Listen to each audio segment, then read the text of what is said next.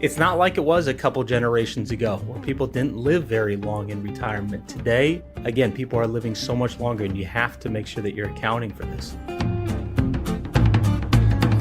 When it comes to financial planning, you need to cut through the jargon so that you can understand how to achieve your own retirement success. This is Candid Conversations, Retirement Talk with Ryan Cravitz of Cravitz Financial and Insurance Solutions. Well, hello and welcome back into Candid Conversations, Retirement Talk with Ryan Cravitz over at Cravitz Financial. You can find him online, kravitzfinancial.com. Ryan, what's going on today? How are you? I'm doing pretty good. How about you, Ben? Doing well. As we were talking about a little before, I'm getting ready to go to my first NHL playoff hockey game for the Carolina Hurricanes and Devils, so kind of fired up for that.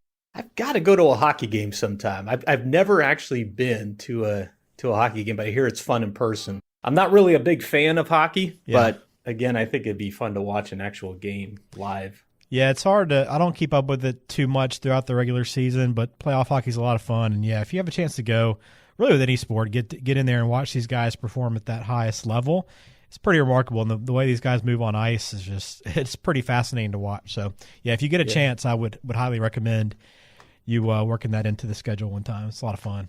I'm going to do it. I mean, there's two teams locally that I can find here, right? The Kings and the Ducks. So I got double the opportunity. Yeah, Kings have been pretty good. Ducks, I guess they haven't been. I guess they're not too bad either. But yeah, I mean, it's worth it if you get a shot. So I'm looking forward to that. So it should be good. And I'm also looking forward to our conversation today, Ryan, because it's a big one, and it's an important one for people that are always just kind of careful. Hey, am I doing the right thing? Am I taking the right steps? Or, I want to make sure I'm avoiding any mistakes that are possible. Well, today we want to highlight 9 big mistakes that people make when they approach retirement. Now, this is not going to cover everything that people do wrong occasionally, but these are 9 of the bigger ones that we want to bring to your attention. Talk through them a little bit about what you can do to avoid these, and how to navigate these waters sometimes as you approach retirement, because it's such a big time in your life. We want to make sure you approach that phase with your best foot forward. So again, if you have questions after we've done talking today and want to follow up with Ryan, you can always do so by calling 714-462-9155. Or again, you can get online right now and get your retirement ready checkup at kravitzfinancial.com. All right, so let's start. And I guess these aren't necessarily in any order, right, Ryan? They're kind of just 9. The number 1's not any bigger than number 9 necessarily. They're all mistakes you want to avoid. But let's start off with not having a clear retirement goal. That's one you really have to begin the planning process with having a goal in mind, right? Yeah, and this one I would say this is kind of the starting point. I mean, you've got to know exactly what you want your retirement to look like. Obviously, things are going to change over time, but you have to have an idea of what it looks like, where you're going to live. You got to make sure that if you're married, that you're getting on the same page as your spouse, so that you don't have any major disagreements on how this is going to look like and how you're going to fund your retirement. So you have to take a look at those things, and then you have to do something that nobody, I find, really likes to do, and that is you have to put together a budget. I mean, it's not so important to put together a budget in your working years if you're working and making more money than you're spending and you're saving on top of that. But the moment you retire, or the moment you're planning to retire, you have to really account for how much are you going to need, how much are things going to cost, and within your plan, how are you going to meet that? And does it might you have to move, or what might you have to do in order to make this work? So you have to account for all of that. Yeah, and I'm going to probably ask you a little bit more about the budget here coming up. It's one of our mistakes that I want to get to, but I want to go now to longevity, that risk that you have that, if you live a long time, you need to plan for it. But on the other side of that, Ryan, a lot of times people just assume, hey, I'm not going to live a long time, whether it be because their family has a history of not having a long life, right? And they just say, okay, it's going to be the same thing for me, so I don't need to have as much saved. Yeah, it's definitely true. I mean, the fact is that many of us are going to live for 20 or 30 or more years now in retirement. I read the other day that, what was it? It was a third of kids that are born today, or babies that are born today, are going to live to be 100 years old. Wow. And in fact, I was just talking to my dad the other day. I mean, he's 70 years old right now. He's got a couple health things going on, but very well under control. And if you would have asked him just 10 years ago or 20 years ago, what do you think your health is going to look like when you're 70? He would have he would have never envisioned that he'd be in as good a health as he is actually today. But it happens all the time. My grandmother lived to be 102. Oh, wow. You know, it's very common. So it's not like it was a couple generations ago where people didn't live very long in retirement. Today, again, people are living so much longer, and you have to make sure that you're accounting for this. Yeah, because you don't want to live and be healthy like your father at 70 in your 70s and feeling great, but also on the other side going, oh man, I don't know if I have enough money to be able to enjoy, everything that I want to right now because I wasn't really planning for this. So something you have to be aware of, and it's a mistake that you want to avoid, and proper planning will help you with that. All right, we're going through 9 big mistakes people make when approaching retirement. Third one here, Social Security. People, for whatever reason, and there's a lot of good reasons to maybe do this, but it's starting Social Security too early, right? A lot of people want to turn it on as soon as possible. And while that might work, it's not always the best solution. Yeah, definitely. I mean, for some people, that's going to be the best solution, and especially if you don't have much other money that's saved, that's probably going to be the solution that you need to go with. For other folks, it may or may not make sense to do it. Again, part of it has to do with longevity, which we were just talking about a moment ago, because the longer that you delay taking your Social Security benefit, and you can wait until you're age 70, the higher your benefit will be. But there's a lot of mistakes that I see here in the way that the analysis is done on this, because one of the mistakes that I see far too often is you've got a husband. Maybe he's a couple years older than his wife, and he was the higher breadwinner throughout his working years. And so he's got the higher, monthly benefit amount. And he says, I'm not in that great of health. I'm going to go ahead and take my Social Security benefit early. And so he does. And then he passes away. And then when he passes away, his wife, who is perhaps a couple years younger than him and perhaps in good health, now has a much reduced survivor benefit for the rest of her life. So you really need to make sure that you're accounting for everything when you're making that decision on when to file and how to file and all that sort of thing. Yeah, not a decision you just make by itself. There's a lot of factors that go into it. So have a plan, as always, before you go into Social Security and turn on your benefit.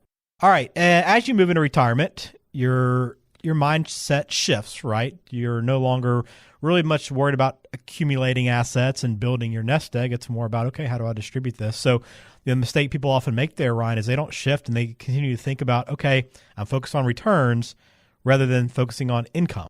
Yeah, absolutely. If you think about this, like in your working years, you have income, and then you need to take a portion of that income and turn that into assets and hopefully grow that over time. And then in retirement, it shifts back. I mean, now you have to take those assets because your income is stopped, and you have to turn that into income, right? That's really the name of the game. It's all about income in retirement. As long as you have the income that you need in retirement to meet your expenses and maybe not just the needs of what you want to or what you need to have, available to you for the basic living expenses, but maybe enough income for the other things, the vacations and the going out to eat and all the other fun things that you want to be able to do. If you know you have the income that you're going to need during that period of time, that's what really matters. So focus on income in retirement.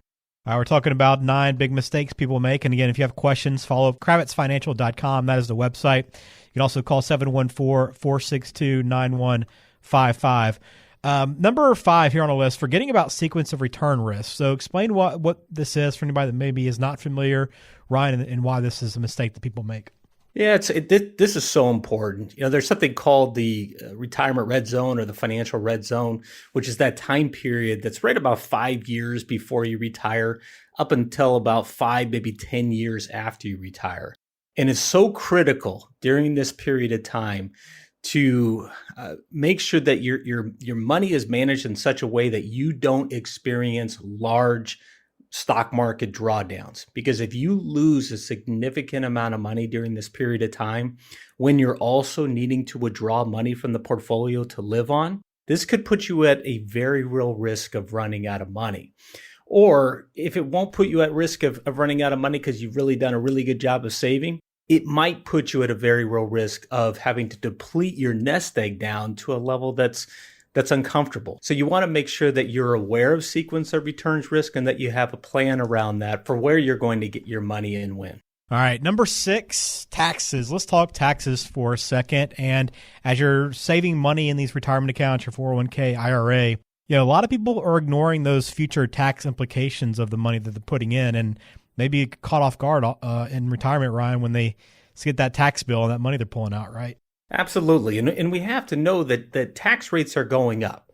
We know that for sure because the Tax Cuts and Jobs Act is going to sunset in 2025. So we're going to go back to the old tax rates as it was back in 2017. Tax rates will be higher. The spreads between the brackets aren't going to be as favorable. We know that's going to happen. We also know we're over $31 trillion in debt as a country. So there's a lot of reasons why our government's going to need additional revenue, which the way they get that is by additional taxes and fees and other things, but primarily taxes. And so we have to account for this. And many people in retirement, they have most of their retirement savings in these pre-tax retirement accounts like 401ks, IRAs, 403bs, etc. And when you go to withdraw that money, you have to pay taxes at your ordinary income tax rates. And so you have to have a plan as to when you're going to withdraw money from when in order to minimize the taxes that you're going to have to pay over time. For instance, just because you can delay taking money out of these accounts because the age when you have to start taking out your RMDs, your required minimum distributions, has now been pushed back till perhaps age 73 or age 75, depending upon when you were born, doesn't necessarily mean that you should. So you really have to have a well thought out plan to determine when you're going to withdraw money from when in order to reduce the taxes that you have to pay. All right, I mentioned I was going to circle back to budgeting a little bit later on, so let's do that right now. You mentioned putting a budget together is hard enough, but for people that have a budget, oftentimes the mistake they make is they don't adjust it for inflation. And I think a lot of people are realizing that right now with the inflation rate we've been through. Yeah, absolutely. I mean, for several years there, inflation really wasn't top of mind. But over the course of the last couple of years, it certainly has been. I mean, it's not only in the news, it's in the supermarkets, it's everywhere that we go. So we need to account for inflation over time, knowing that the dollar that we have today it's not going to buy as much in the future. And if we live for 20 or 30 plus years, we're going to really need to make sure that that money is keeping up with inflation. Now, the only other thing that I will say here is that you don't necessarily need as much money adjusted for the cost of living in maybe 2 decades or 3 decades from now, except for possible healthcare expenses. That's definitely one that will creep up later in the future for many. But for a lot of folks, they don't spend as much in their later years in retirement, again, except for things like healthcare.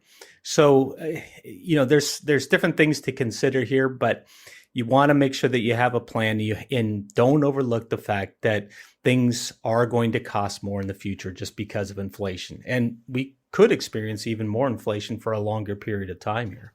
Yeah, it's hard to predict. And I know there's experts are kind of all over the place in terms of what they think. But the key is inflation's going to be there, whether it's a smaller rate or a higher rate, and you have to be ready for it. All right, a couple more on our list, and you kind of touched on healthcare and long-term care costs. And this is another expenses that seems to go up, maybe even faster than inflation most of the time. But these costs later on to take care of yourself, a lot of people don't want to think about this, and for whatever reason, because they don't want to think they're going to get sick or going to need help, or they just feel like they're in great health, it's going to be a while.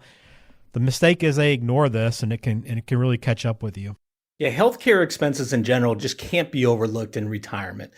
The cost of healthcare is going up at about twice the rate of the overall inflation rate. So you have to have a plan as to how you're going to pay for these expenses in retirement. And many people overlook just how much it will actually cost. You've got the Medicare expenses and such there, and perhaps that could increase in the future, or cost sharing could increase in the future. There's a lot of reasons why that could be the case. That has to do with what our debt is as a country, and that the fact that these programs are underfunded, Medicare, Social Security, and others. So there's that. But then on top of that, there's the things that Medicare doesn't pay for. And those are long-term care expenses. Like if you need assistance, whether it's at home, whether it's at an assisted living facility, whether it's at a nursing home, or whatever the case might be, you have to have account for how you're going to pay for that. And not everyone's going to encounter this and have to pay for those expenses. If you're married, there's a very high likelihood at least one of you is going to encounter these types of expenses. So you need to have a plan as to how you're going to pay for that. I mean, there's long-term care insurance policies, and I think they should always be investigated to see if it makes sense as a part of your plan. But if not, you just have to make sure okay, where am I going to get the money if and when these expenses come up? Right. All right, last one on our list, 9 big mistakes people make when approaching retirement. Hopefully you've already got a plan in place. That's great. Big first step to take. But planning's not over at that point, right, Ryan? It's all about regularly looking over your plan, evaluating where you are, and making adjustments where you need to. Yeah, absolutely. I mean, you can't go to the doctor, get your physical, and say you got a clean bill of health and you're good to go for the next 10 years. Right? You got to go back on a regular basis. I mean, same thing with our teeth, right? We got to go for regular checkups and things. Over time, your situation changes. Your financial situation, your personal situation changes. Tax laws change, different retirement rules change. And so you have to make sure that your plan that you set up originally is still the right one for you today. So you have to make sure that you're doing this periodically. It's so important. All right, very good. 9 mistakes people make. If you think, hey, maybe I've made this mistake, or this maybe has me a little concerned about my own plan or my own finances or my own retirement, best thing to do is sit down with a financial professional, have them look over it, talk through everything, and you can always get in touch with Ryan at Cravitz Financial, online at kravitzfinancial.com, or over the phone, 714-462-9155. Confidence, security, peace of mind. That's Cravitz Financial. What we hope to accomplish every episode on this podcast is to help you give you a little bit of that as well. So, Ryan, I enjoyed going through these with you. I know these are some important things to be paying attention to for anyone approaching retirement, and hopefully we help somebody out today. Absolutely. And enjoy the hockey game tonight. Will do. Appreciate that. Thank you for listening to Candid Conversations, Retirement Talk with Ryan Cravitz. I am Ben George. Have a good week.